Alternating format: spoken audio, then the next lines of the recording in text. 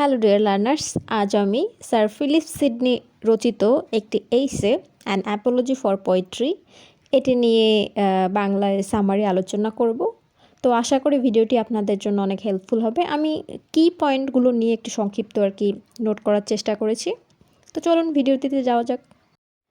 An apology for poetry, also known as the defense of poesy, was written by the Elizabethan poet Sir Philip Sidney. তো An Apology for Poetry এই এইসেটা The Defence of Poesy এটি নামেও পরিচিত এবং এটি Elizabethan poet Sir Philip Sidney লিখেছেন। It's the work of literary criticism in English. এটা হচ্ছে সাহিত্যিক যে একটা ক্রিটিসিজম বা ভর্ৎসনা করা হয়, এই একটা কি বলবো টেক্সটের একটা কাজ হচ্ছে এই an Apology for poetry. It's about the role of the poets in society. তো এই অ্যান অ্যাপোলজি ফর পোয়েট্রি এই বইটা মূলত বা এসেটা মূলত পোয়েটদের রোল কি সোসাইটিতে, বা পোয়েটরা কি করবে বা কি করে তাদের পোয়েট্রি নিয়ে, এগুলো নিয়ে মূলত এই এসেটা। Sir Philip Sidney's A Defense of Poetry is a response to Stephen Gosson's School of Abuse book.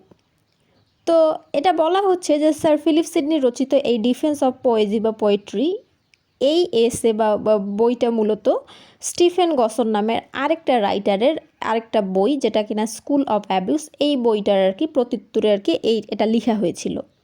মানে স্টিফেন গসনের বইয়ের প্রত্যুত্তরে বা ওর বইটা ডিফেন্ড করার জন্য তিনি হচ্ছে স্যার ফিলিপ সিডনি পরবর্তীতে অ্যান অ্যাপোলজি ফর পোয়েট্রি বা ডিফেন্স অফ পোয়েট্রি এটা লিখেছেন। Gosson was a Puritan. Actually, he was a friend of Sidney, who also wrote poems at a time. But when he joined church, he started to think that writing poetry is like a gold brick.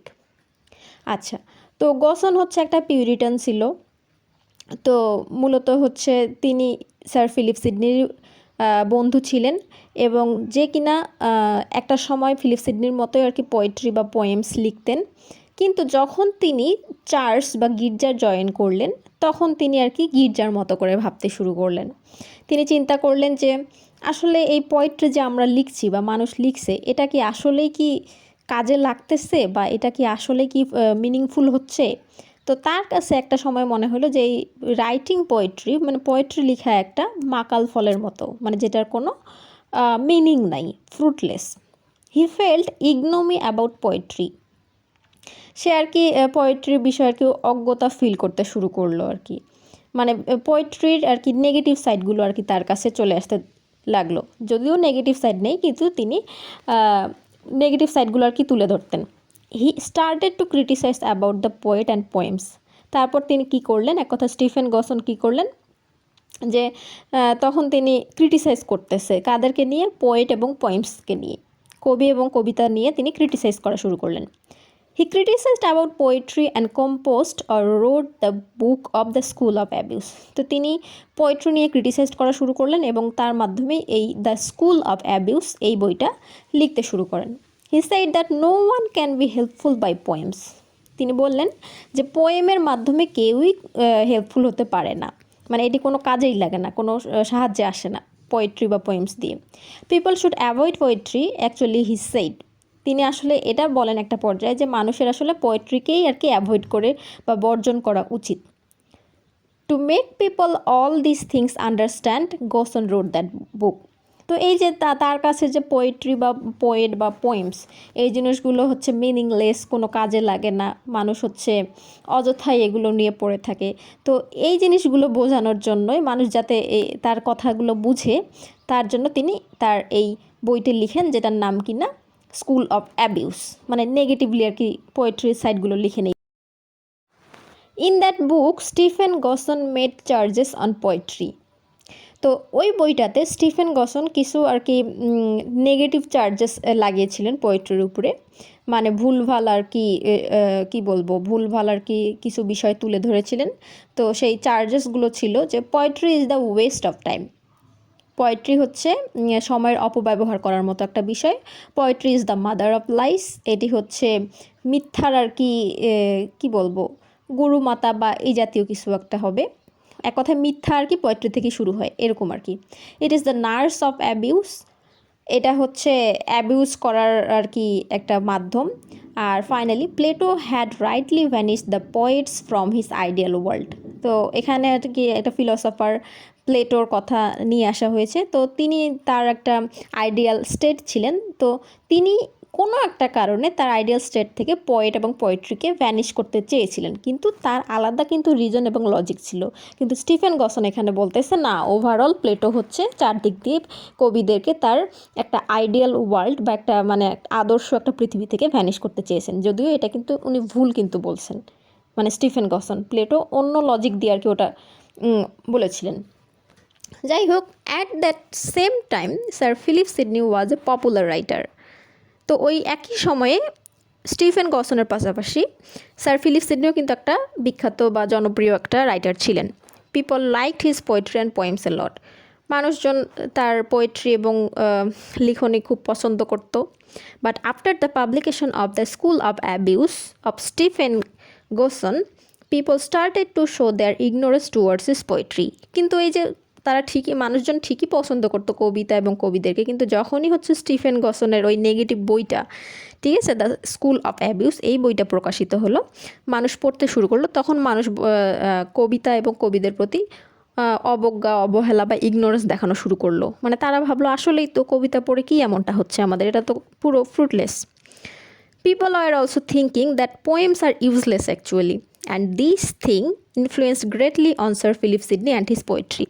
তো মানুষ যখন হচ্ছে তার ওই বই পড়ে টোরে, এক কথায় স্কুল অফ অ্যাবিউস এই বইটা পড়ে টোরে মানুষজন তার মতো করে চিন্তা করতে শুরু করতেছিল যে আসলে এটা তো ইউজলেস, পোয়েট্রি বা পোয়েমস এগুলো তো আসলে ইউজলেস আমাদের কাছে।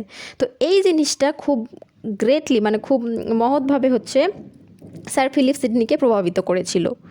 ঠিক আছে, মানে তিনি আর কি এই বিষয়টা লক্ষ্য করেন। Then he decided that he would publish a book which will be against the book of the School of Abuse. তো তারপর তিনি ডিসাইড করেন, মানে এত কিছু লক্ষ্য করে স্যার ফিলিপ সিডনি আর কি ডিসিশন নেন যে আসলে মানে সবাই তো, মানে স্টিফেন গসনের মাধ্যমে সবাই তো হচ্ছে পোয়েট্রি এবং পোয়েমসের বিরুদ্ধে চলে যাচ্ছে, এটা তো রং। তো যার কারণে তিনি ফাইনালি একটা বই রচনা করার চিন্তা ভাবনা করেন, যেটার নাম কিনা দ্য স্কুল, যেটার নাম কিনা হবে যে অ্যান অ্যাপোলজি ফর পোয়েট্রি বা ডিফেন্স অফ পোয়েজি। তো এই বইটা কার বিরুদ্ধে হবে? দ্য স্কুল অফ অ্যাবিউজের বিরুদ্ধে হবে। মানে স্কুল অফ অ্যাবিউজে তো পোয়েট্রি নিয়ে নেগেটিভ কথাবার্তা, রং কথাবার্তা বলা হয়েছে। তো স্যার ফিলিপ সিডনি তখন ভাবলেন যে না, এই বইটার প্রত্যুত্তর হিসেবে আমাকে আরেকটা বই লিখতে হবে, যেটা হবে ডিফেন্স অফ পোয়েজি বা ডিফেন্স অফ পোয়েট্রি এই ধরনের। তারপর তিনি বলতেছেন যে by which people will know that poets and poetry are superior to anyone and anything. এবং তারপর দেখা যাচ্ছে কি যে এই স্যার ফিলিপ সিডনির এই বইটার মাধ্যমে মানুষ জানবে যে পোয়েটস এবং পোয়েট্রি, এক কথায় কবি এবং কবিতা, যে কোনো কিছুর উপরে অবস্থান করছে, superior to anyone and anything, যে কারো উপরে বা যে কোনো কিছুর উপরের স্তরে আর কি অবস্থান করছে। To give correct answer to that false charges of Gosson he wrote a book The Defence of Poesy. তো ওই যে স্টিফেন গোসনের ওই ফলস যে আর কি মিথ্যা যে দাবিগুলো ছিল বা মিথ্যা যে পয়েন্টগুলো ছিল, এই মিথ্যা বা নেগেটিভ পয়েন্টগুলোর উত্তর দেওয়ার জন্য বা ওগুলো আর কি পজিটিভলি বলার জন্য তিনি আরেকটা বই লেখেন, যেটার নাম কিনা The Defence of Poesy. Later on the publishers published this book by An Apology for Poetry name. তো উনি দ্য ডিফেন্স অফ পোয়েজি নামে বইটি লিখেছিলেন ঠিকই, কিন্তু পাবলিশার্স বা প্রকাশকরা এই বইটি অ্যান অ্যাপোলজি ফর পোয়েট্রি নামে প্রকাশ করেন। The book is basically written about the value of the poets and poems. তো এই বইটি মূলত কী নিয়ে রচিত? পোয়েটস এবং পোয়েমের মূল্য বা ভ্যালু নিয়ে রচিত, মানে তাদের মূল্য সমাজে কতটুকু, তাদের কাজ কতটুকু। In that book, Sir Philip Sidney has answered against all the false statements about poems and poetry of Goson's book by point. তো এই বইটাতে স্যার ফিলিপ সিডনি আসলে ওই স্টিফেন গসনের বইয়ে যেই ফলস স্টেটমেন্টগুলো ছিল কবিতা এবং কবিদেরকে নিয়ে, যেই মিথ্যা আর কি দাবি বা মিথ্যা যে পয়েন্টগুলো বা ফলস স্টেটমেন্টগুলো ছিল, তার বিরুদ্ধে গিয়ে তিনি পজিটিভ এবং সঠিক অ্যান্সারগুলো আর কি এই বইটাতে দেন। মানে ওই পয়েন্টগুলো টেনে নিয়ে এসে লজিক্যালি কারেক্ট অ্যান্সারগুলো দেন এই বইটাতে, মানে যেটা কিনা An Apology for Poetry. Says at first Stephen Gosson has said that, মানে স্টিফেন গসন তার ওই নেগেটিভ বইটাতে যেটা লিখেছেন যে poetry is the waste of time. তো এইটার বিরুদ্ধে তখন স্যার ফিলিপ সিডনি কি বলতেছেন যে against this statement Sir Philip Sidney has said that poetry is the main source of education, nothing can both teach and amuse so much as poetry does. তো Sir Philip Sydney কি বলতেছেন যে poetry হচ্ছে education বা শিক্ষার হচ্ছে প্রধান উৎস। শিক্ষার প্রধান উৎস কি? পোয়েট্রি বা কবিতা। এবং এই কবিতার মতো করে অন্য কোনো কিছুই একই সাথে শেখাতে পারে না বা আনন্দ দিতে পারে না। মানে কবিতা যেভাবে আমাদের একই সাথে শেখাতেও পারে কোনো কিছু এবং আনন্দও দিতে পারে, এইভাবে অন্য কোনো জিনিসে আমাদের শেখাতে পারে না। He reminds us an ancient Greek society that respected poets. আচ্ছা, তারপর তিনি আমাদেরকে হচ্ছে প্রাচীন গ্রিক সমাজের পোয়েট লোকদের কথা আর কি মনে করাই দেন, যারা হচ্ছে মূলত পোয়েটদেরকে সম্মান দিত, যেটা বর্তমানের সোসাইটিতে দেখা যায় না। The poets are always honoured. সেই সোসাইটিতে পোয়েটরা সবসময় সম্মানিত। পোয়েটস আর ক্রিয়েটিভ, এবং পোয়েটসরা কি মানে সৃজনশীল প্রতিভাবান, যেটা এখনও আছে। So poetry is not waste of time. সুতরাং পোয়েট্রি সময়ের অপব্যবহার না। Then he moves on the next point. তারপর তিনি তার পরের পয়েন্টটা আর কি তারপর স্টিফেন গসনের বইয়ের পরের পয়েন্টটা কি ছিল? এক কথায় নেগেটিভ স্টেটমেন্টটা, যে poetry is the mother of lines.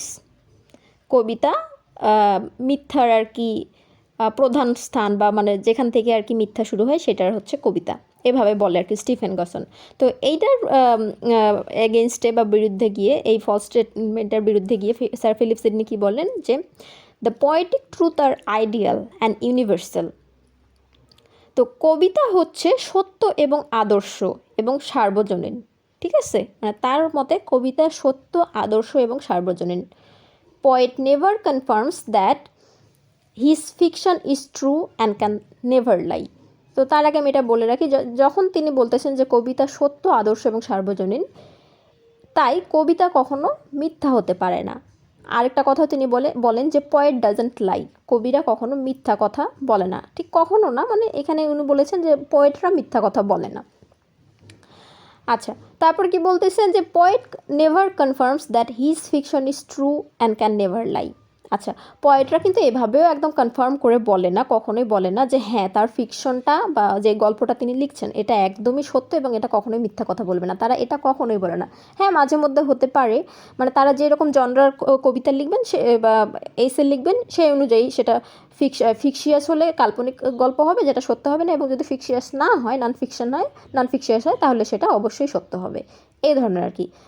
এক কথায় পোয়েটরা কখনোই আর কি জোর দিয়ে দাবি করে না হ্যাঁ আমার এটা সত্যি। তারা এটা মেনে নেয় যে আমাদের এই ফিকশনটা সত্য হতে পারে, মিথ্যাও হতে পারে। সুতরাং পোয়েটরা মিথ্যা কথা বলে না। Therefore poetry can't be a mother of lines.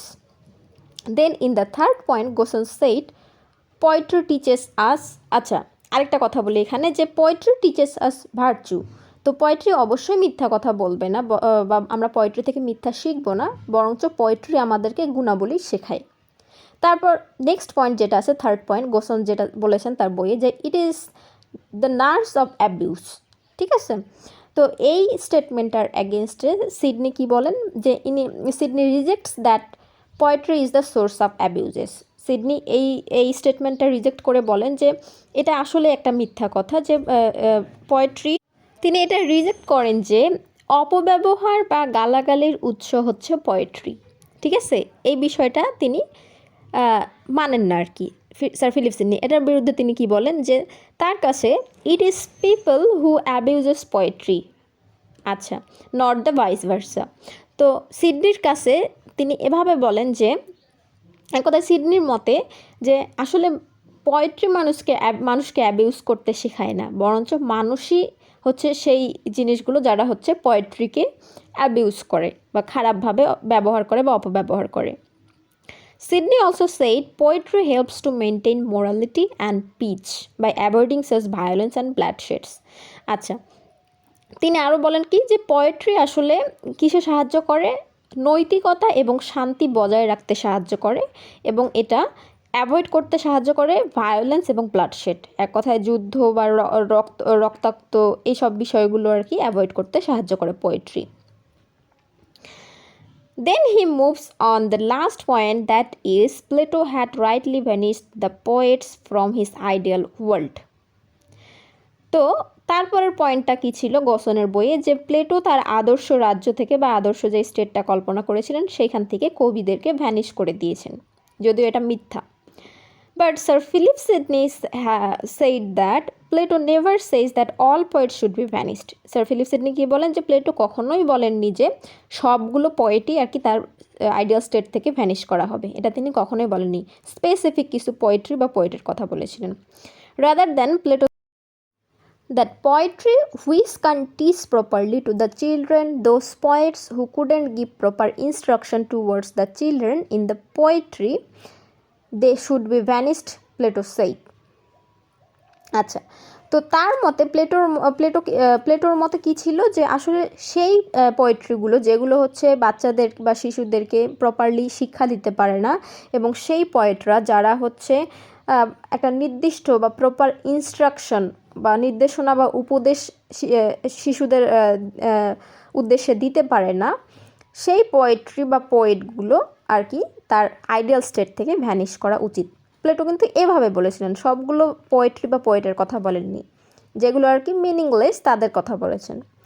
So in this book Sir Philip Sidney has also pinpointed some important matters that are poets are creative.